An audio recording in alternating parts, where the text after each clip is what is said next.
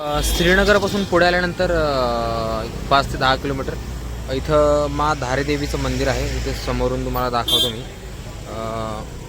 बघायला गेलं तर हे खूप खाली नदीमध्ये आहे बघा. पूर्णपणे नदीमध्ये मंदिर आहे. आणि महत्त्वाची गोष्ट म्हणजे चारधाम जे आहेत गंगोत्री, बद्रीनाथ, केदारनाथ आणि यमुनोत्री याची रक्षक ही देवी मानली जाते. आणि इथून मग समोरून जायला रस्ता आहे. इथून असं खाली जायचं. खाली गेल्यानंतर इथून डायरेक्ट समोरून असं दर्शन करता येतं आपल्याला. चारधामचे रक्षक असं म्हटलं जातं. कारण हा समोरचा व्ह्यू बघा, तुम्हाला दाखवतो. हा व्ह्यू आहे. आणि या साईडून जो आहे बद्रीनाथला रोड गेला आहे खालच्या साईडला इकडं. आणि आपली धारेदेवी. असं म्हणतात की ज्यावेळी 13 सालच्या आसपास हे मंदिर हलवण्याचा प्रयत्न केला तेव्हाच केदारनाथमध्ये अपघात घडला किंवा हे खूप मोठा प्रलय आला होता. आणि पाणी खूप मोठ्या प्रमाणात आल्यामुळं खूप निष्पाप लोकांचा जीव गेला होता. तर हे परत ह्या ठिकाणी स्थित करण्यात आलं मंदिर. आणि इथून पुढं मग सगळं व्यवस्थित झालं असं म्हटलं जातं.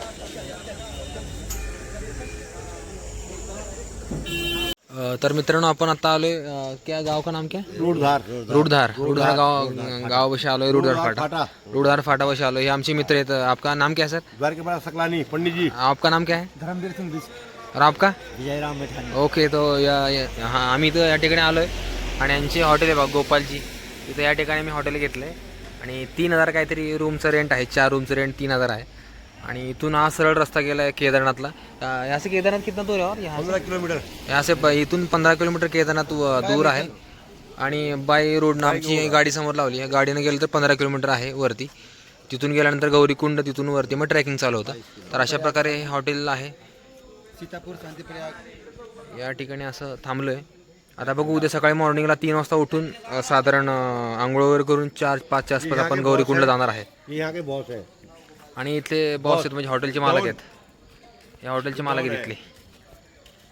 हे बघा हॉटेलचे मालक आहेत. सर, आपका नाम क्या है? नाम बोलते ना अंकल जी. अंकल जी, नाम क्या है आपका? सर का नाम है. और यहाँ से देखो पूरा रास्ता जाता है केदारनाथ की तरफ. केदारनाथ रास्ता जाता है. ये होटल के अपने मालिक हैं, इनसे बात करते अभी. सर, आप यहाँ पे क्या होटल कब से है आपका? ये इसी साल बनाया ये. इस साल बना, मतलब 1 साल हुआ. अभी देखो यहाँ में 4 रूम है. 3,000 लिया है कुछ रेंट यहाँ से. तो बहुत अच्छा होटल है. हमको नॉर्मल रेट है इस समय का. नॉर्मल रेट है. ऑफ सीजन है इसलिए नॉर्मल रेट है. नहीं तो एक ही रूम का 3,000-5,000 समथिंग किराया होता है इसका. तुम्हाला आता हॉटेल रूमची टूर पण आपण घडू एक थोड्या वेळामध्येच. तेव्हा आपण रूम पण वगैरे दाखवू तुम्हाला. तर हेच आहेत, यांच्याकडे कॉन्टॅक्ट करा. सर, तुमचा नंबर सांगा. हाँ, नंबर है बोलिए नंबर. 8477085020. ये मेरा मोबाइल नंबर है. और आप नेट पे भी सर्च मार सकते हैं गोपाल जी रिजॉर्ट के नाम से, केदारनाथ रोड पे. आइए, आपका वेलकम है. ते हे आपल्याला रूम वगैरे अवेलेबल करून देतील. यांचा नंबर मी टाकेनच खाली. तर तुम्ही इथे येऊन राहू शकता. हॉटेलचं नाव आहे गोपालजी रिसॉर्ट अँड रेस्टॉरंट. या वरती नंबर पण दिला आहे. तर आपण इथे राहू शकता. थँक्यू. तर इथून वरती गेल्यानंतर आपण आता रूमची टूर करूया. इथून वरती गेल्यानंतर पहिल्या मजल्यावर रूम आहे.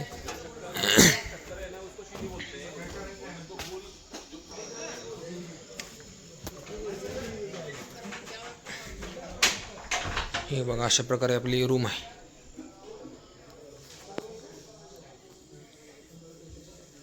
आणि अशा पद्धतीनेच दुसरी सुद्धा बाकीच्या रूम आहेत. त्या पण तुम्हाला दाखवतो. बाकीचे मेंबर सगळे इथं आहेत. बघा, असे उघडे मेंबर इथं. रूम टून केली ना. तर आता सध्या इथं जेवणाचं नियोजन आहे. 100 रुपयाला काहीतरी प्लेट आम्हाला दिली आहे. 100 रुपये प्लेट आम्हाला दिले. हार्डली दिले. आम्ही बार्गेनिंग केलं थोडंफार. आणि आम्ही घरून थोडंफार आणलं होतं. अरे काय सांडलं काय याचं सांडलंय. याला 10 रुपये कमी, तू 90 रुपये दे रे. डिस्काउंट 10 रुपये. या ताटात लाल पडका अडकलं होतं. त्यामुळे आता इकडं इथं बाकी मेंबर आहेत बघा. इकडे सगळे जेवणात सगळे मग काय करा सगळ्यांनी. बाकी सगळे मुद्दा काय म्हणता तुम्ही? 10 रुपये जास्त घे पण घरात तेल लावून घे. हे आता महाराष्ट्रीयन आपलं जेवण आहे त्यामुळे इथं यांना काय आवडण झालंय आणि यांना 10 दिवस हेच खायचं आहे आता फक्त. बघू आता काय होतं, तुम्हाला पुढं मी सांगेनच काय काय कसं काय. तर नमस्कार मित्रांनो, सकाळी आता 8 वाजलेत. ॲक्च्युली आमचा 3 वाजता उठून जाण्याचा प्लॅन होता केदारनाथच्या दिशेने. अजून केदारनाथ 20 किलोमीटर आहे, पण बघता बघता इथं 8 वाजले आणि आम्ही बघा आता थोडं रेडी होतो आहे. चहा वगैरे पिलाय, मस्तपैकी नाश्ता वगैरे केला आहे आणि आता निघायचं तयारीत आहे. सगळं पॅकिंग वगैरे झाले. एक 5 मिनटामध्ये इथून वाटचाल करतो आहे. रात्री आपण थांबलो होतो त्या गावामध्ये, आता आपण आहोत आणि इथून पुढच्या मार्गाला आपण जाणार आहोत. तर हा समोर जातो तुम्हाला काल सांगितल्याप्रमाणे केदारनाथला रस्ता. इथं आपण जाणार आहोत आपण सध्या. आणि हे बघा 2-3 चौघं यांचा काय टाईमपास चालला इथं. तर बघू आता आपण कधी पोहोचतो. साधारण 1 तास वगैरे लागेल वर पोहोचण्यासाठी. इथं आपण सोनप्रयागपाशी आलो आहे. सोनप्रयागचं पार्किंग तुम्ही बघू शकता. 3-4 मधली पार्किंग इथं वरती आणि आम्ही समोर इथं गाडी लावली आणि इथून आम्ही समोर जाणार डायरेक्ट लाईनमध्ये. समोर आता निघालो आम्ही.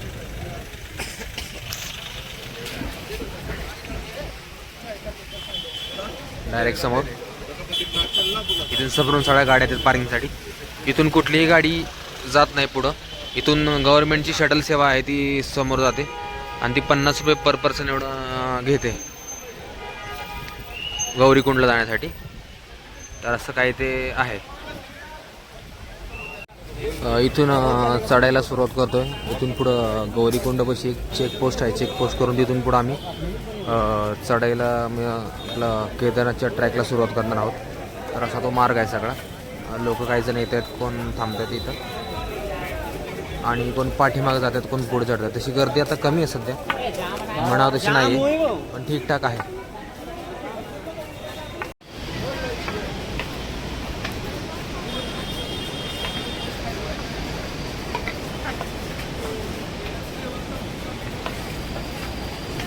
तर समोर पाहू शकता तुम्ही गर्दी आहे प्रचंड. आणि महत्त्वाची गोष्ट अशी की आत्ताच मिळालेल्या सूत्रांच्या माहितीनुसार इथून ॲक्च्युली गाडी असते वर जाण्यासाठी पलीकडे साईडनं, पण रस्ता तुटलेला असल्यामुळं अजून पण चालत जायला लागणार इथून एक 3-4 किलोमीटर.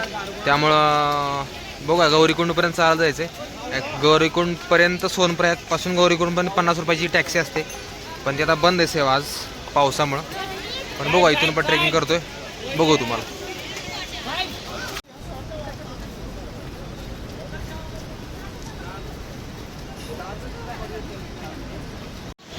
हे सगळं पडलंय वरून बा खाली या साईडला, त्यामुळे इथं SDRF सुद्धा तैनात आहे. समोर बैठलं तर ते ऑरेंजमध्ये मला SDRF दिसतील. तर गौरीकुंडच्या थोडं अलीकडं आहे आणि हा कडा बघा एकदम वरती, एकदम डोक्याच्या वरती, पूर्ण ह्या रोडच्या एकदम वरती. हा बघा समोर असा व्ह्यू आहे. समोर एक गौरीकुंड आहे, समोर बघा खाली दिसते. आणि इथून बरोबर गंगा नदी वाहते या साईडला. तर सोनप्रयाग ते गौरीकुंड हे अंतर 4-4.5 किलोमीटर आसपास आहे. इथून शटल तुमची ट्रॅक्स टाईप गाडी पण आहे, पण आम्ही चालत आलो आहे. तर त्यामुळं कारण रस्ता वगैरे तुटला होता. तर पुढं आता पुढील प्रवासासाठी निघालो आहे फ्रेश होऊन. इथं समोरून आल्यानंतर आम्ही इथं पोचलो आता गौरीकुंडपाशी. ॲक्च्युली हे गौरी देवीचं मंदिर आहे, गौरी माई मंदिर. तुम्हाला दाखवतो समोरून.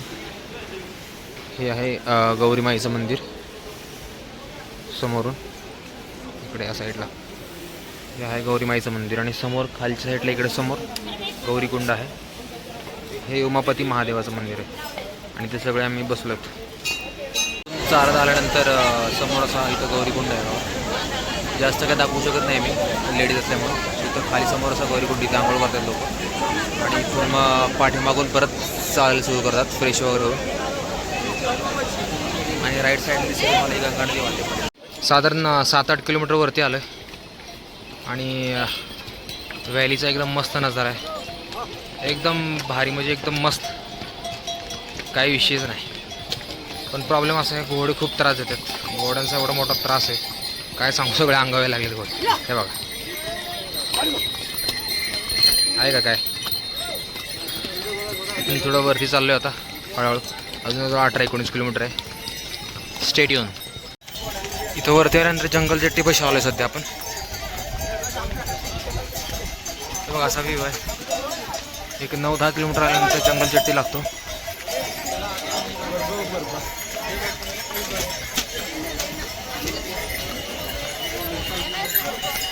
घोड्यांची वर्दळ सुरूच आहे कंटिन्यू. आज गर्दी पण भरपूर आहे. आणि मेन म्हणजे सांगायचं झालं तर तुम्ही जे कोण येत असेल त्यांनी मास्क जरूर वापरा. ही सगळ्यात मोठी गोष्ट आहे मास्क म्हणजे. कारण मास्कशिवाय इकडे चालू नाही शकत. म्हणजे याचा अर्थ असा की घोड्यांचं शेण वगैरे जे पडतं आहे, विष्ठा पडते, त्याचा वास भरपूर होतो आणि तो नाकामध्ये जातो आहे आणि तो खूप हानिकारक आहे. त्यामुळे नक्कीच तुम्ही मास्कचा वापर करा किंवा तोंडाला काहीतरी ठेवा, रुमाल वगैरे. हे बघा अशा प्रकारे डोलीमधून घेऊन जातात. बरेच जण जातात डोलीमधून ज्यांना चालता येत नाही वगैरे किंवा चालायचा प्रॉब्लेम आहे. असं काय दम लागला भरपूर. अजून 10 किलोमीटर आहे. समोरून तुम्हाला दिसत बघा डोली. वयस्कर लोक मोस्ट ऑफ केसमध्ये डोली घेतात किंवा असे पिट्टू बघा समोर आहे आणि खच्चर वगैरे अशा प्रकारे चालतात. प्रत्येकाचे रेट वेगवेगळे आहेत. डोलीची बघायला गेले तर 12-13 हजार रुपये. पिट्ठूचे वजनाप्रमाणे आहेत साधारण 4,500-5 हजारपासून पुढं. आणि हे घोडे खच्चर वगैरे त्यांचे 4,500-5 हजारच्या आसपास सुरू होतात. याच्यावरती वेटचा काय प्रॉब्लेम नाही. अशा प्रकारे आमची चढाई सुरू आहे. अजून आत्ता वाजले 2. आम्ही अर्धा अंतर पार करून आलो आहे. बघा अजून 10 किलोमीटर राहिले. बघूया आता हळूहळू चाललो आहे. जवळजवळ 12-13 किलोमीटर वर आल्यानंतर इथं समोर दिसतोय बघा बोर्ड केदारनाथ 10.5 किलोमीटर. छोटी लिचोली 3.5 आणि बेस कॅम्प 900 मीटरवरती आहे.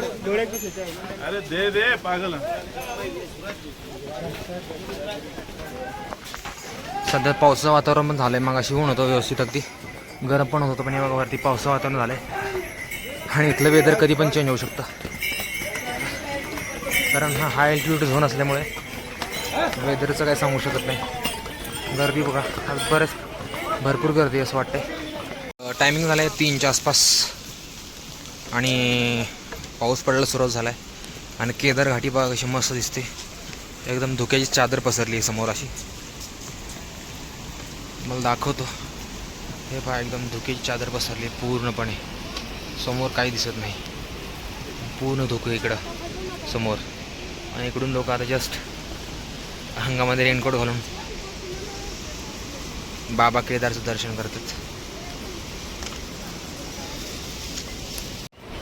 इथून थोडं खाली आता पाठीमागं इथून आहे ना, इथून समोरून घोड्यांचा रस्ता वेगळा झाला आहे. आणि घोड्यांचा हा पायमार्ग बघा इथून घोडी इथून चालतात समोर आणि इथून असं डायरेक्ट वरती जायचं आहे. आणि आम्ही ह्या रस्त्याने सरळ समोर चालणार आहोत. रामबाणा पास करून आल्यानंतर हे बघा धुक्याची चादर पसरली इथं आणि थोडं दमल्यासारखं झालं आहे. हा पूल एक समोर दिसतो तो बांधायला चालला आहे. आणि इथं बघा प्रचंड प्रमाणात पाणी आहे. खूप मोठ्या प्रमाणात पाणी आहे. आणि हा समोर ब्रिज बांधायला चालला आहे. हे बघा पाणी खूप मोठ्या प्रमाणात पाऊस पडल्यामुळं पावसाचं वातावरण पण आणि त्यात हे पाऊस आणि हे पाणी.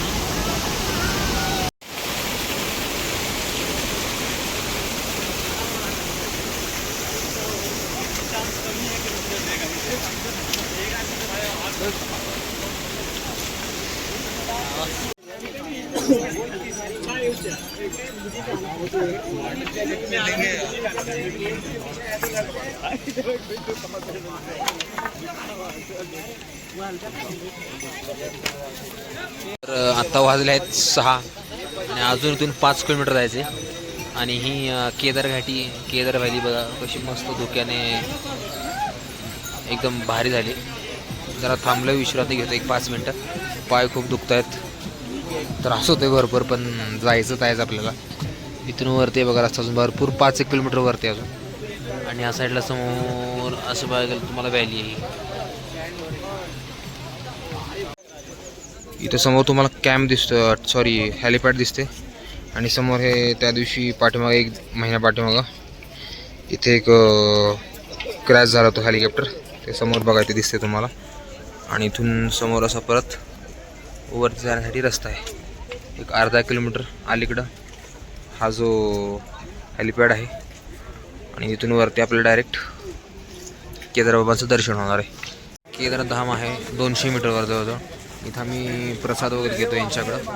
टोटल 14 जण इथं 14 प्रसादच घेतो. 400 रुपये घेतले त्यांनी. त्याच्यामध्ये बरंच काय काय आहे.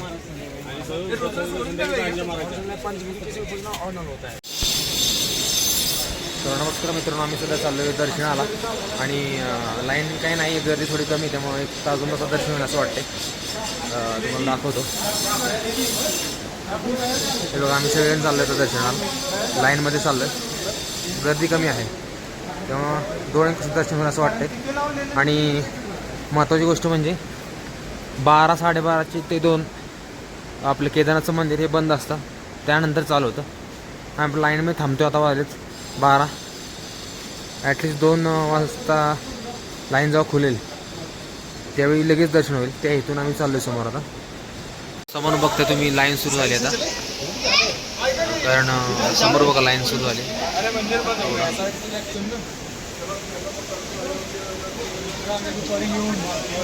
साक्षात आपल्याला केदारनाथ धामचं दर्शन होतं आहे. लाईनमध्ये आम्ही सध्या, पण वेदर पण क्लिअर आहे, ऊन थोडं आहे आणि एकदम मस्तपणे दर्शन होतं आहे आपलं. लाईन थोडीच आहे, एवढी काही नाही. 1 तासाभरामध्ये आम्ही आलो आहे. आता दर्शन पण होईल.